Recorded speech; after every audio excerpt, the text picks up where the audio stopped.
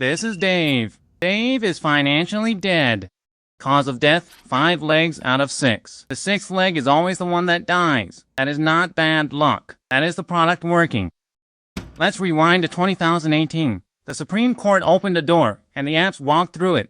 7 years later, you can lose money legally in 39 states. From bed, in your underwear, in under 4 seconds. Dave downloaded the app for the free bet. $200, risk-free, said the banner. The asterisk said, refunds paid in site credit, which is to say, if you lose, we give you another turn on the machine. That is not a refund. That is bait that reloads itself. Dave's first weekend, he won $200. Understand, this is the worst thing that can happen to a gambler. The win wires itself in. The app knows this. That is why beginner's odds feel so friendly. Now the machine itself. Straight bet holds about 5% for the house. A parlay, chaining bets so they all must hit, holds up to 30. The app calls parlays more exciting. The accounting department calls them the product. Saturday, Dave builds a 6-leg parlay. Payout, if it hits, $4,000. Leg 1 hits. 2, 3, 4, 5. And the 6th leg, the kicker Dave had never heard of, in a game he did not watch, misses by 1 point. 5 out of 6 pays exactly what 0 out of 6 pays. Nothing.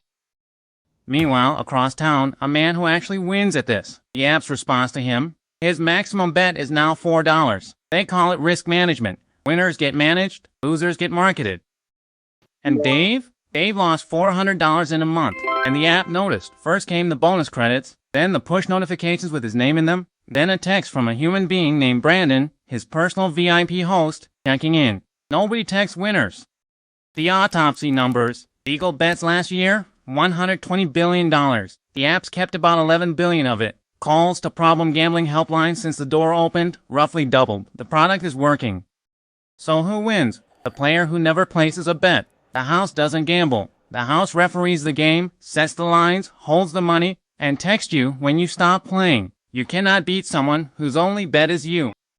Which brings us back to the table. Cause of death, 5 legs out of 6, and a host named Brandon. Dave is fine, by the way. He still bets $5 with his neighbor on whether it will rain, in cash. Nobody has texted him about it. It rained. He collected.